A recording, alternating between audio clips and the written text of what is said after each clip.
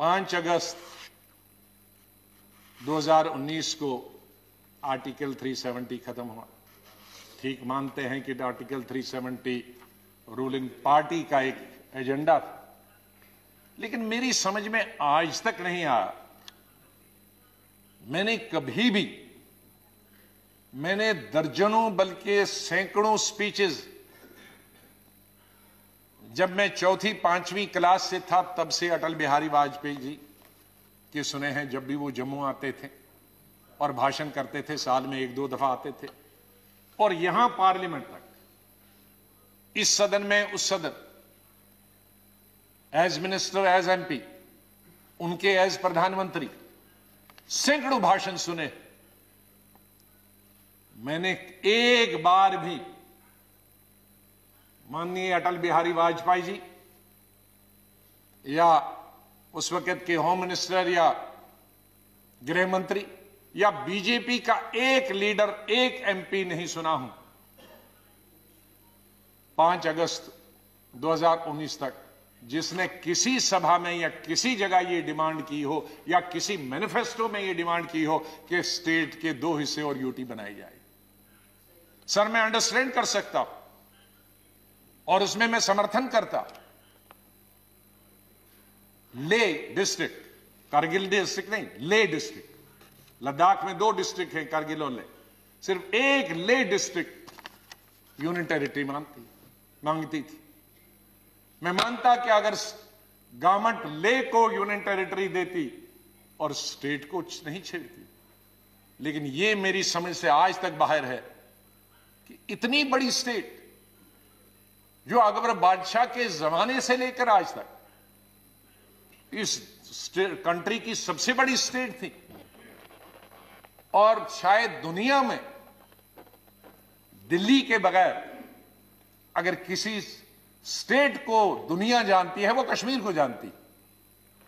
उसकी historical background, उसकी beauty की वजह से मैं दुनिया की बात करता हूं। दिल्ली के बाद, क्योंकि दिल्ली कैपिटल है, इसके बाद अगर कोई दुनिया के सब हेड्स ऑफ स्टेट्स और हेड्स ऑफ गवर्नमेंट्स और फॉरेन मिनिस्टर से पूछेंगे तो शायद कोई भी ऐसा आदमी नहीं होगा जो कश्मीर को नहीं जानता। तो उस स्टेट को हमने एक यूनियन टेरिटरी बना के रखा। मेरी आज तक समझ नहीं, वो कोई आके मुझे तो समझाए कि ये क्यों बनी। सर, जो बताए गए थे, मैं ये कहना चाहता था कि आज जितना लॉ एंड ऑर्डर से है, इससे 100 गुना लॉ एंड ऑर्डर जब स्टेट थी अच्छी थी। मिलिटेंसी जब गवर्नमेंट थी, स्टेट थी, मिलिटेंसी सबसे कम थी, और आज सबसे हाईएस्ट। डेवलपमेंटल वर्क सबसे अच्छे थे जब स्टेट गवर्नमेंट थी, चाहे कोई भी हो, चाहे बीजेपी और टीडीपी की गवर्नमेंट ही क्यों ना हो। मैं स्टेट रन गवर्नमेंट करता हूं, कोई चीफ मिनिस्टर के अंदर डेवलपमेंटल वर्क सबसे ज्यादा चल रहे थे। आज कोई डेवलपमेंटल वर्क नहीं चल रहा। कई जो पैरामीटर्स हैं, एजुकेशन से, हेल्थ से लेकर बाकी जितने पैरामीटर्स, मैं उनको दोबारा नहीं बताना चाहता हूं। मैं पिछली दफा इस सदन में बोल चुका हूं। तकरीबन 30-40 ऐसे पैरामीटर्स हैं जो नेशनल एवरेज से भी अच्छे हैं। और क्या प्रमाण चाहिए? कोई कास्ट, कोई कम्युनलिज्म, कोई जम्मू और कोई कश्मीर के बीच में, कोई हिंदू, कोई मुसलमान, कोई सिख के बीच में लड़ाई नहीं थी। सर, आज टूरिज्म खत्म हो गया। ये अभी कुछ टूरिस्ट गुलमर्ग में हमने देखे, लेकिन गुलमर्ग में कुछ टूरिस्ट जो जाएंगे सीधे एयरपोर्ट से उतरकर गुलमर्ग, वो एक 5 स्टार होटल का भला होगा, उससे कश्मीर के टैक्सी वाले का, टांगे वाले का, दुकानदार वाले का, हैंडीक्राफ्ट वाले का फायदा नहीं होगा। सर, उससे जो हजारों छोटे होटल्स हैं, 5 स्टार 2-3 तो हैं, लेकिन हजारों छोटे होटल हैं गेस्ट हाउस में, जिन पर लाखों लोग निर्भर हैं, क्योंकि उन होटल में जो स्टाफ है वो सब 2 साल से घरों में बैठे हैं, क्योंकि एक किसी टूरिस्ट का रेस्टोरेंट का, यह जो होटल है उसका दरवाजा नहीं खुलता। तो टूरिज्म खत्म हो गया है। सर, एजुकेशन खत्म होगी। पहले 4-5 महीने तो सब स्कूल कॉलेज यूनिवर्सिटी 6 महीने बंद रहे, फिर कोविड आया उसकी वजह से बंद रहे, अभी तक बंद है। सर उस स्टेट में डेवलपमेंट कैसे हो सकती है जहां 2-2 साल कॉलेज स्कूल और यूनिवर्सिटीज बंद रहे? सर अब कुछ अरसे से स्टेट गवर्नमेंट ने शुरू किया है ऑनलाइन, लेकिन ऑनलाइन कहा, 8 महीने तो टेलीफोन ही नहीं था, अब टेलीफोन है तो 2G है। सर 2G कहां चलता है आज? 4G की मांग है, तो वो नहीं हो रहा, इसलिए एजुकेशन भी जीरो हो गई।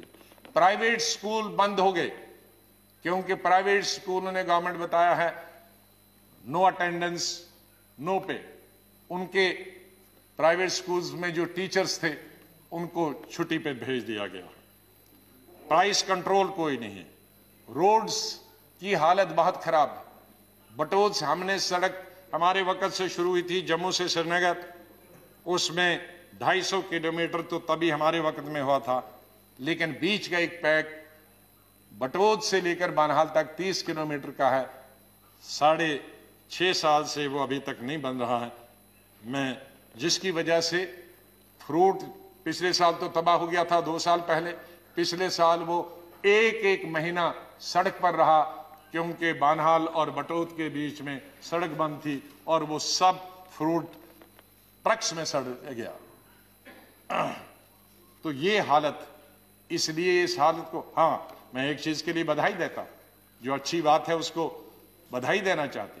आपने डीडीसी के इलेक्शन किए थे, ये हमारी बहुत पुरानी मांग थी कि पंचायत राज सिस्टम जो राजीव जी ने शुरू किया था वो जम्मू कश्मीर में लागू होना चाहिए।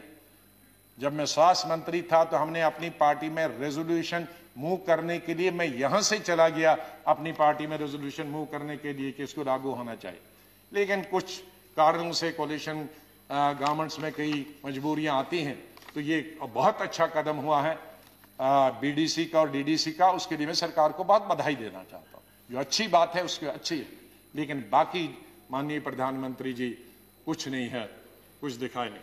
इसलिए मेरा सरकार से, माननीय प्रधानमंत्री जी से निवेदन है कि अगर उस स्टेट को डेवलप होना, और मैं कई बार कह चुका हूं, शायद माननीय प्रधानमंत्री जी जब पहले 2015 में याद होगा कि नॉर्थ ईस्ट और जम्मू कश्मीर हमारे लिए बहुत जरूरी है।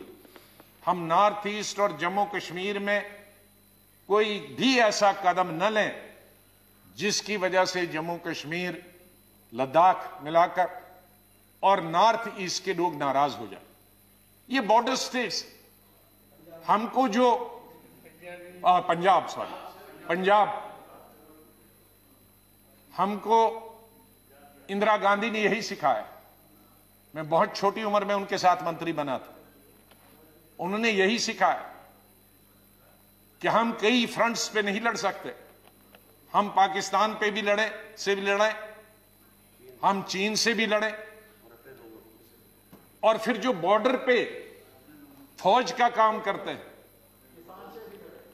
नहीं उसकी बात में अभी किसान वाली बात खत्म हो गई, मैं जम्मू कश्मीर की बात करता हूं कि वहां हम लद्दाख के लोग भी नाराज हो जाएं। आप कहेंगे उनको यूटी मिली, खुश हो गए।